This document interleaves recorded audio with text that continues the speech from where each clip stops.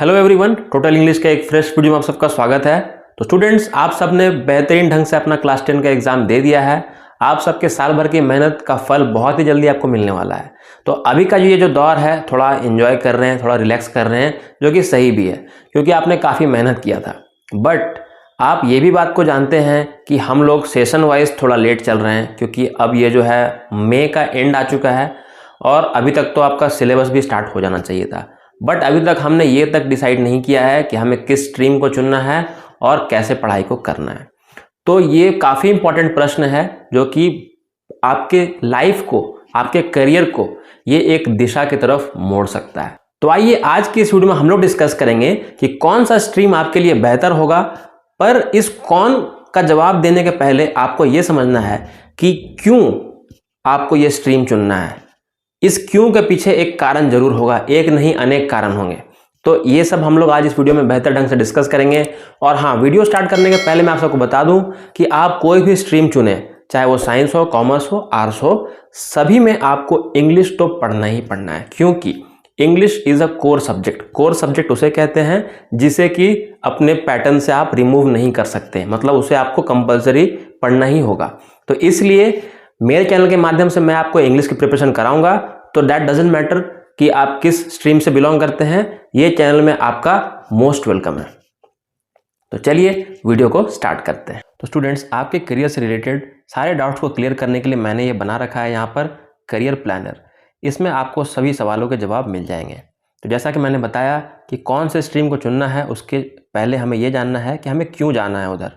तो क्यों का जवाब हमें कैसे मिलेगा, आइए देखते हैं। सबसे पहले आपको ये जानना है कि आपके पास उस सब्जेक्ट से रिलेटेड या उस करियर से रिलेटेड क्या कोई खासियत है आप में। तो सबसे पहले आपको समझना है कि आपके पास क्या क्या स्किल्स हैं। क्या आप मैथ साइंस में बहुत बेहतर है, क्या आप इंग्लिश में बेहतर है, या आप कॉमर्स के सब्जेक्ट्स में बेहतर है।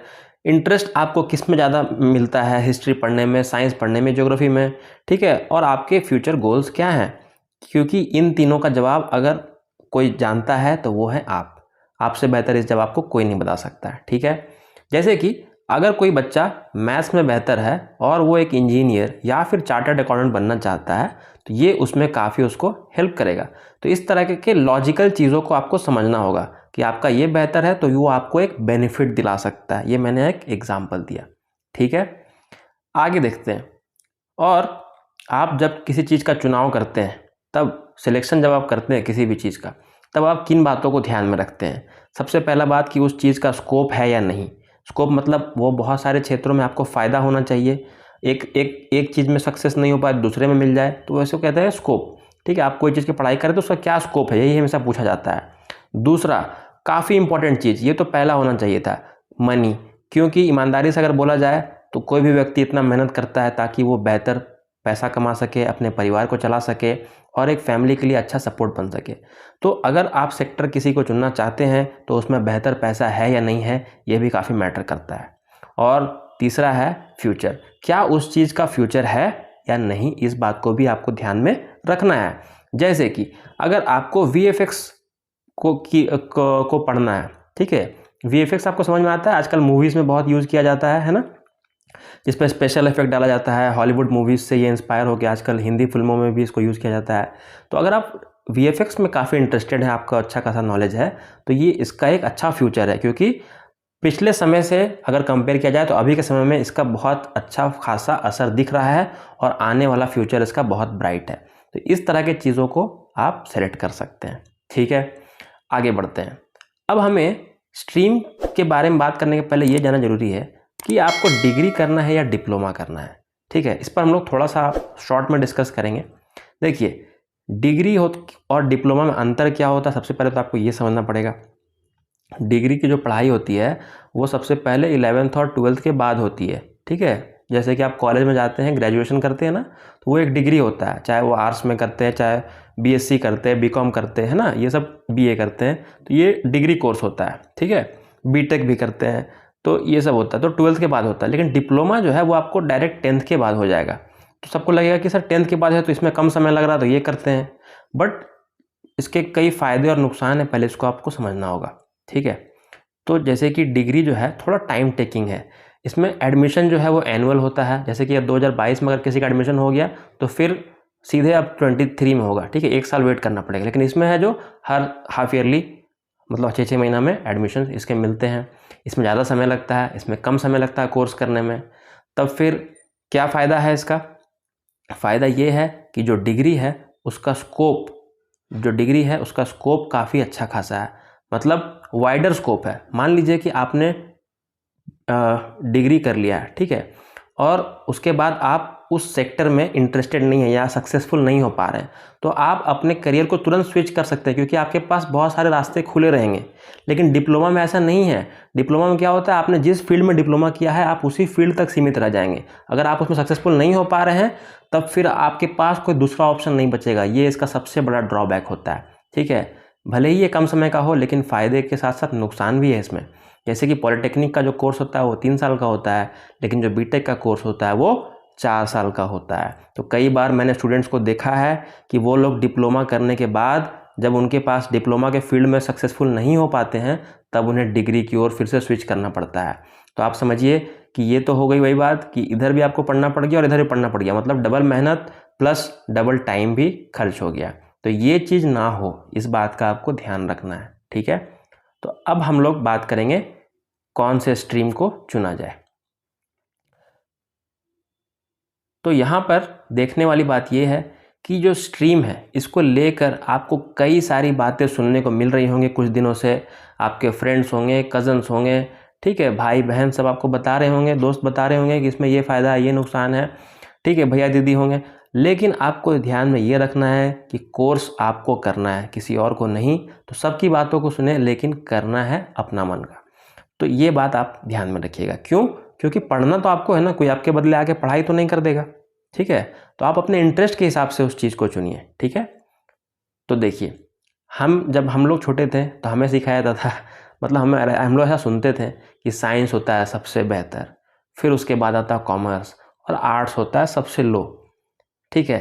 तो इस गलत फहमी में न जाने कितने लोग साइंस का शिकार हो जाते हैं, ठीक है। साइंस का शिकार मैं इसलिए कह रहा हूँ क्योंकि साइंस उनके लिए है जो मेहनत पहले से करते आए हैं, जिनका बेस बहुत अच्छा तैयार है। अगर इन सब में आप पीछे हैं और साइंस लेने के फिर भी जिद ले रहे हैं, तो फिर साइंस 2 साल में आपको बहुत से तारे दिखाने वाला है, ठीक है। एकदम ऑनेस्टली मैं बता दे रहा हूँ। तो इसलिए आप थोड़ा स्मार्ट बने, जो जहाँ भीड़ भाग रहा है उसके पीछे ना भागे और दिमाग को खोल कर काम करें, ठीक है। अब हम लोग देखते हैं। देखिए, सबसे पहली बात, इस बात को दिमाग से निकालिए कि कोई भी स्ट्रीम टॉप का है या लो का है, ठीक है। सभी स्ट्रीम के अपने अपने फ़ायदे हैं, अपने अपने नुकसान हैं, ठीक है। तो डिपेंड आप पर करता है कि आप उस फील्ड को किस तरह से मैनेज कर सकते हैं। तो सबसे पहले हम लोग चलिए एक एक करके बात करेंगे कि कौन से स्ट्रीम में आपको क्या क्या सब्जेक्ट्स को पढ़ना है। सबसे इंपॉर्टेंट तो सब्जेक्ट है।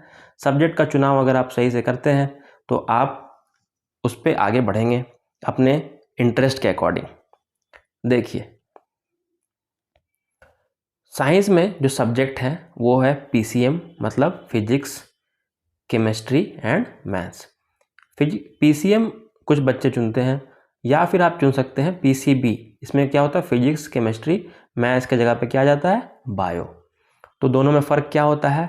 PCM वाले बच्चे इंजीनियरिंग लाइन को पकड़ते हैं और बायो वाले मेडिकल लाइन को पकड़ते हैं, ठीक है।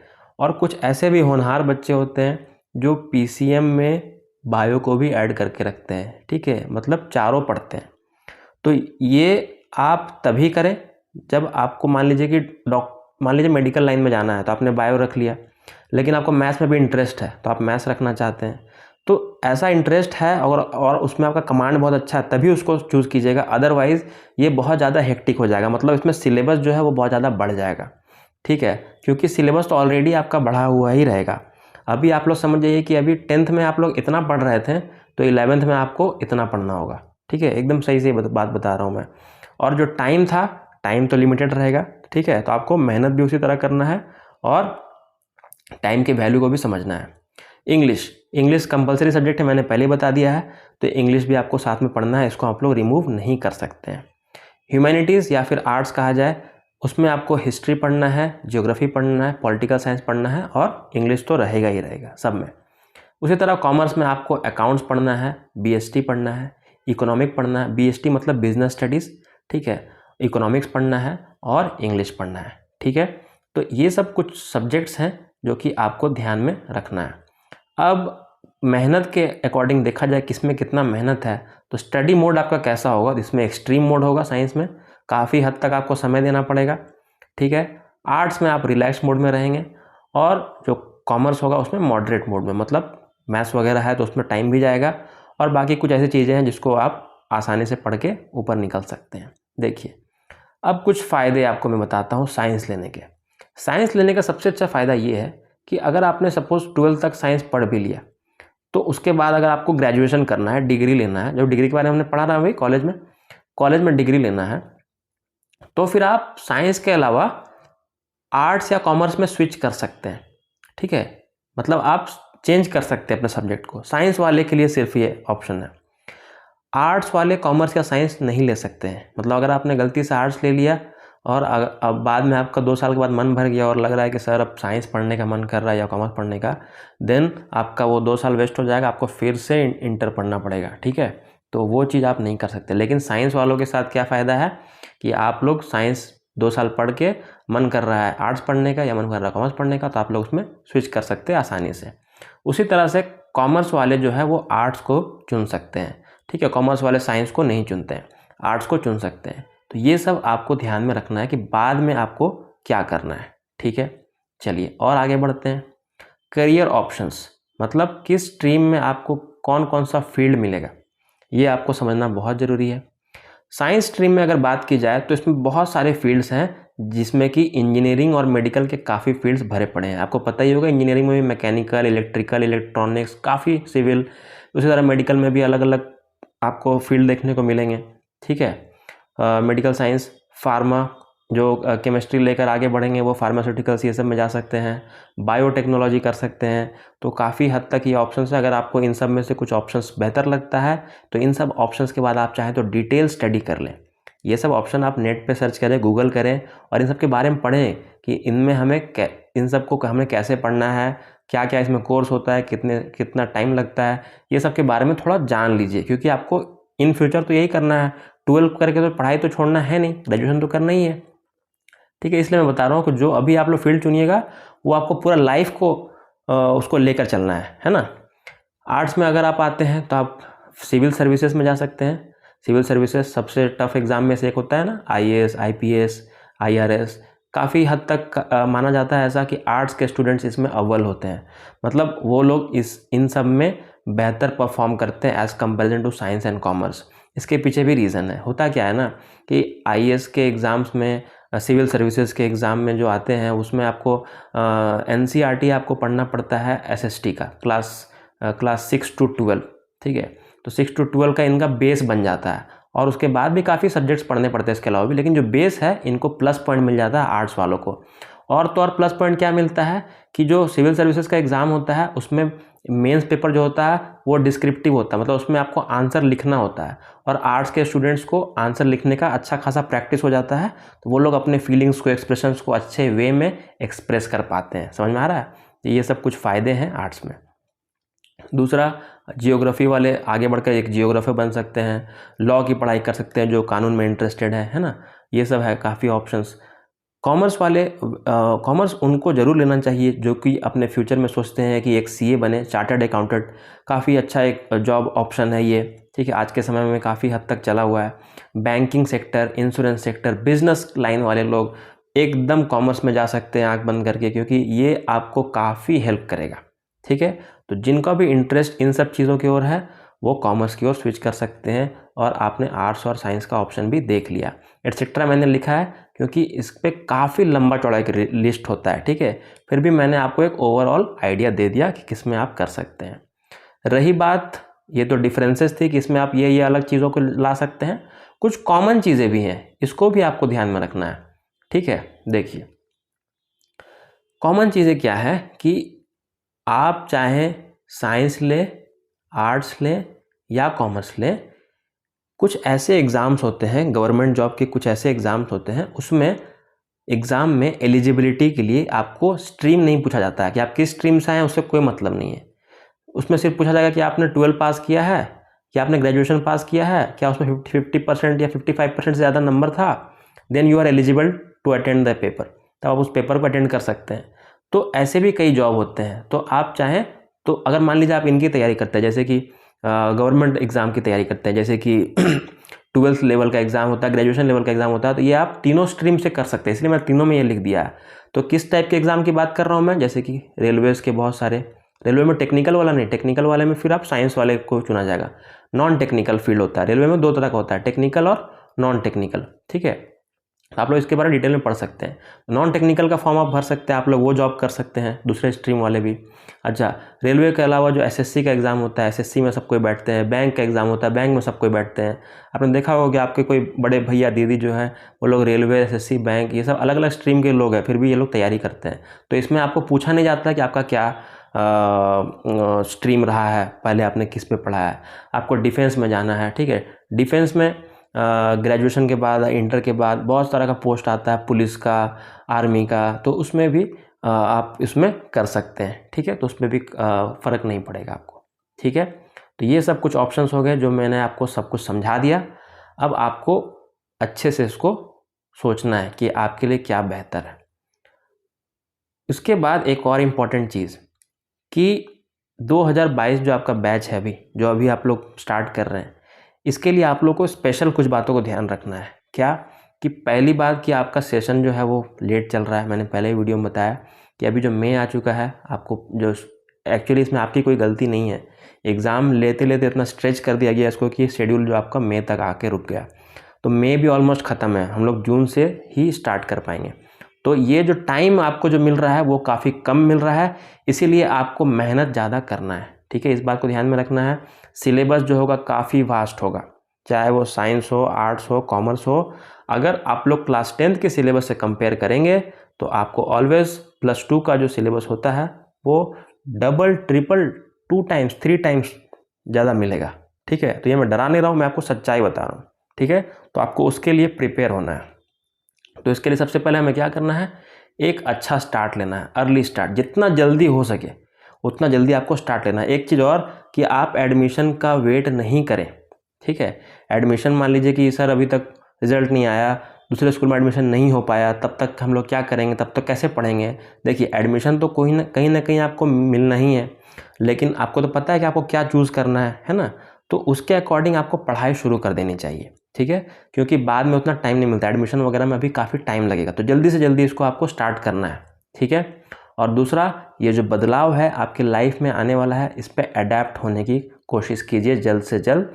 अदरवाइज़ इसमें आप अगर लेट कर देंगे तो गाड़ी थोड़ी आगे निकल जाती है और स्टूडेंट्स को काफ़ी हद तक परेशानी होने लगती है।